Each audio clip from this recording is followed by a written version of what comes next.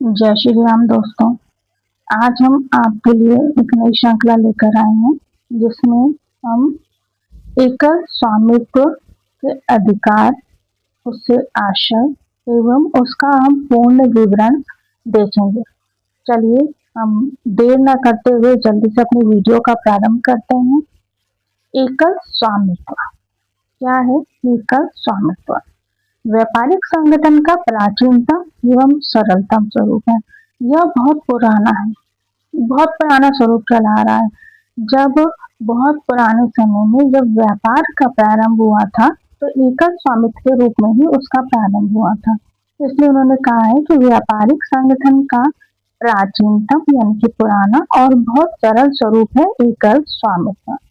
इसके अंतर्गत कोई भी व्यक्ति अपनी सीमित पूंजी यानी कि बहुत कम कैपिटल योग्यता, जिसमें हम जो भी कार्य करने में सक्षम है वह हमारी योग्यता है, और सीमित साधन बहुत कम साधन के आधार पर हम इन तीन चीजों से यानी कि कैपिटल, हमारी क्वालिफिकेशन एंड एक्सपीरियंस विथ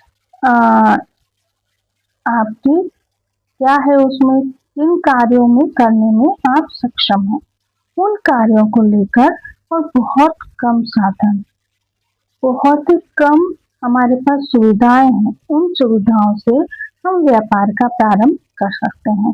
उसके बाद उन्होंने कहा साधन के आधार पर अपनी इच्छा से कोई भी वैधानिक व्यापार कर सकता है।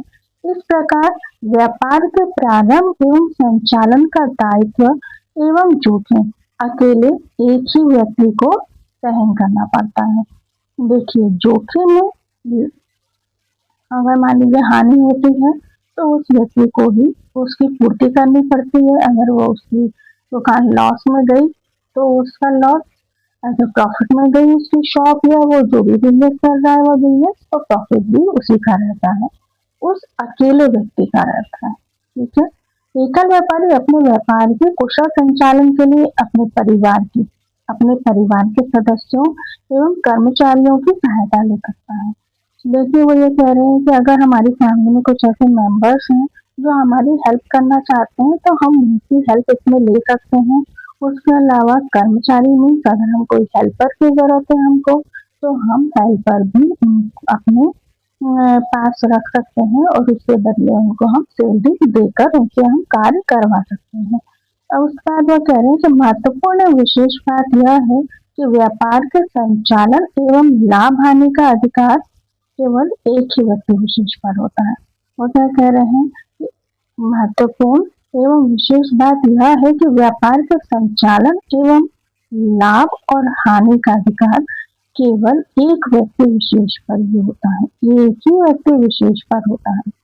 इन तथ्यों के आधार पर पीटरसन और प्लाउमैन द्वारा निष्कर्ष निकाला गया कि एकल स्वामित्व, क्या निष्कर्ष निकाला उन्होंने? एकल स्वामित्व का उसके स्वामी से कोई पृथक वैधानिक अस्तित्व नहीं है। वह स्वयं में एक फर्म है जो उचित है। ठीक है, क्या कह रहे हैं वह स्वयं में एक फर्म है जो उचित है।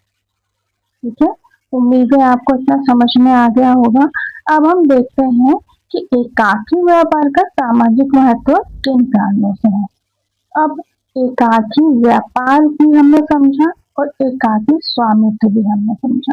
अब वो कह रहे हैं कि उसका हमारे समाज में जो महत्व है किन कारणों से है, तो वो कारण अब हम देखेंगे। उससे पहले आप लोगों से दोस्तों एक छोटी सी रिक्वेस्ट है, अगर आपको हमारी वीडियो पसंद आ रही है, हमारी वीडियो को ज़्यादा से ज़्यादा शेयर, लाइक एवं सब्सक्राइब करें तथा बेल का बटन जरूर दबा लें, जिससे हमारी आने वाली वीडियो की नोटिफिकेशन आपको तुरंत ही मिल सके। दोस्तों, हम लोग साथ में जो भी वीडियो हम अपलोड करते हैं लॉन्ग वीडियो, उसके साथ में हम एक शॉर्ट्स डालेंगे उसी वीडियो के साथ में ही। तो ये वीडियो लॉन्ग वीडियो देखने के बाद आप वो शॉर्ट वीडियो जरूर देखें। उसमें हम आपसे एक प्रश्न पूछेंगे और ये उस प्रश्न का उत्तर उस क्वेश्चन का आंसर इसी वीडियो में है। तो अगर आपने इस वीडियो को अच्छे से देखा है, अच्छे से समझा है, तो आप उस शॉर्ट में जो हमने आपसे क्वेश्चन पूछा है उसका आंसर आप तुरंत ही दे सकेंगे, और आप उसका आंसर जो भी हो आप हमें कमेंट बॉक्स में लिखिए, जिससे हमें समझ में आएगा कि आपको हमारी वीडियो पसंद आ रही है या नहीं आ रही है। और अगर आपको हमारी वीडियो पसंद और आ रही है और समझ में आ रहा है तो आपके उस आंसर से हमको पता लग जाएगा। ठीक है, चलिए आगे हम पढ़ते हैं। एकाकी व्यापार का सामाजिक महत्व किन कारणों से है। एकाकी व्यापार का सामाजिक महत्व, देखिए हम सभी समाज में रहते हैं, हम समाज में रहते हैं, व्यापार करने वाला व्यक्ति भी उसी समाज में रहता है। अब व्यापार करने वाला व्यक्ति भी उसी समाज का हिस्सा है, लेकिन वह जो व्यापार कर रहा है वह एकाकी व्यापार, जो व्यक्ति एक अकेला व्यक्ति जो उस छोटे से व्यापार को कर रहा है उसका हमारे समाज में क्या महत्व है, वो सारे पॉइंट्स हमने यहाँ पर संक्षिप्त में लिए हैं। पहला क्या है, अधिक लोगों को रोजगार। इससे क्या मिलता है, अधिक लोगों को रोजगार मिलता है। कैसे, क्योंकि कोई भी व्यापार हो एक अकेला व्यक्ति नहीं कर सकता, उसे मदद की आवश्यकता पड़ती है। तो अगर वह परिवार से मदद ले या फिर अपने साथ हेल्पर रखे या फिर किसी भी व्यक्ति को भले कुछ घंटों के लिए भी अपने पास नियुक्त क्यों न करे, तो उस व्यक्ति को उसका पारिश्रमिक देगा, उस व्यक्ति को उसका पारिश्रमिक या उसका वेतन देगा, जिससे अधिक से अधिक लोगों को रोजगार मिल सकेगा। दूसरा पॉइंट क्या है, दूसरा पॉइंट है कम पूंजी की आवश्यकता, क्योंकि यह एक व्यक्ति द्वारा किया जाने वाला व्यापार है, इसलिए यह बहुत कम पूंजी में भी शुरू किया जा सकता है। दूसरा, इसके बाद अगला पॉइंट है विपणन की कठिनाइयों को दूर करना, क्योंकि सारे निर्णय एक ही व्यक्ति द्वारा लिए जाते हैं, इसलिए उसे जो भी कठिनाइयां आती हैं वह आसानी से निर्णय लेकर दूर कर सकता है और जल्दी से जल्दी उन कठिनाइयों को दूर कर सकता है। वो कैसे, देखिए अगर 3 या 4 व्यक्ति मिलकर कोई कार्य कर रहे हैं, मान लीजिए हम उदाहरण लेते हैं, 4 व्यक्ति मिलकर कार्य कर रहे हैं, ए, बी, सी और डी। ठीक है, अब मान लीजिए कोई समस्या आई व्यापार में, तो अब ए व्यक्ति जो है, ठीक है, ए व्यक्ति भी उस समय व्यापार में है, मतलब जहाँ व्यापार चल रहा है उस स्थान पर है, सी व्यक्ति भी है और डी व्यक्ति भी है, लेकिन बी व्यक्ति उस समय वहां उपलब्ध नहीं है। ठीक है, तो क्या ये तीनों व्यक्ति उसका निर्णय दे पाएंगे?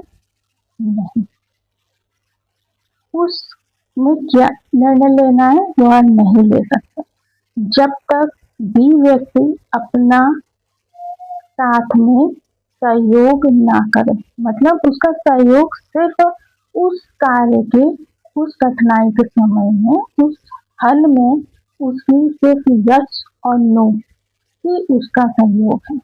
यदि वह उसमें यस और नो ना करे तो वह उस कार्य को नहीं कर सकता। और अगर ये चारों व्यक्ति वहां पर हैं तो निर्णय जल्दी हो जाएगा और अच्छा निर्णय हो जाएगा, लेकिन अगर ये चारों व्यक्ति उस स्थान पर नहीं है तो उनका निर्णय जल्दी से जल्दी नहीं हो सकता। इसलिए एकाकी व्यापारी को यह लाभ होता है कि अगर कोई व्यापार में कठिनाई आती है तो उसका वह खुद ही स्वयं जल्दी से जल्दी निर्णय ले सकता है। ठीक है, एकाकी व्यापार मान लीजिए ये व्यक्ति अकेला कर रहा है तो वह जल्दी से जल्दी उसका निर्णय ले लेगा। उसके बाद है उचित मूल्य पर वस्तुओं को उपलब्ध कराना। अब क्योंकि अकेला व्यक्ति ही कार्य को कर रहा है, क्योंकि ये व्यक्ति अपने हिसाब से वस्तुओं का मूल्य डिसाइड करता है और अपने ही हिसाब से उनको ग्राहकों तक कैसे पहुंचाना है उसका निर्णय भी वह जल्दी से जल्दी स्वयं कर सकता है। इसके बाद है आय का समायोजन, क्योंकि वह अकेला व्यक्ति ही सारे व्यापार को कर रहा है, इसलिए उसको आय के वितरण को करने में कोई कठिनाई नहीं आती है और वह जल्दी से जल्दी उसके निर्णय कर पाता है। और इसके बाद है उपभोक्ताओं को क्रय में सहायता करना एवं व्यवसाय का सर्वश्रेष्ठ स्वरूप। क्या है? उपभोक्ताओं को क्रय में सहायता कोई भी व्यापारी कैसे कर सकता है? देखिए, आजकल हम देखते हैं कि ऑनलाइन बिजनेस का बहुत अधिक दौर चल रहा है। अब ऑनलाइन बिजनेस का दौर चल रहा है तो उस ऑनलाइन बिजनेस में बहुत सारे प्लेटफॉर्म ऐसे हैं जो हमारी मदद करते हैं। जैसे आप अमेजोन है, फ्लिपकार्ट है, ठीक है, मीशो है। यहाँ पर सिर्फ एक व्यापारी द्वारा अपना बिजनेस नहीं चलाया जा रहा, यहाँ पर एक ही वस्तु कई व्यापारियों द्वारा बेची व खरीदी जा रही है। तो अब उन प्लेटफॉर्म के माध्यम से, ऑनलाइन माध्यम से या एडवर्टाइजमेंट के माध्यम से उपभोक्ताओं को क्रय करने के लिए व्यापारी प्रोत्साहित भी कर सकता है और सहायता भी कर सकता है। ठीक है, अब ये हो गए हैं हमारे सामाजिक महत्व के सारे पॉइंट्स। ठीक है, अब एक बार मैं इन पॉइंट्स को दोबारा से सिर्फ रीड कर देती हूँ जिससे आपको याद हो जाए। पहला है अधिक लोगों को रोजगार, दूसरा कम पूंजी की आवश्यकता, तीसरा विपणन की कठिनाइयों को दूर करना, चौथा उचित मूल्य पर वस्तुओं को उपलब्ध कराना, पांचवा आय का समान वितरण, फिर है उपभोक्ताओं को क्रय में सहायता करना एवं व्यवसाय का सर्वश्रेष्ठ स्वरूप। ठीक है, अब इसके बाद हमारा नेक्स्ट क्वेश्चन है एकाकी व्यापार किन व्यापारियों के लिए उपयुक्त है। ठीक है, अब हम ये वाला क्वेश्चन हमारी नेक्स्ट वीडियो में लेंगे। हमारी नेक्स्ट वीडियो तक आप बने रहिए। हम ये वाले जो हमने कुछ क्वेश्चन हमने लिए हैं वो हम सारे क्वेश्चन एक एक करके आपके साथ प्रस्तुत करेंगे। ठीक है, चलिए मिलते हैं नेक्स्ट वीडियो में। जय श्री राम दोस्तों।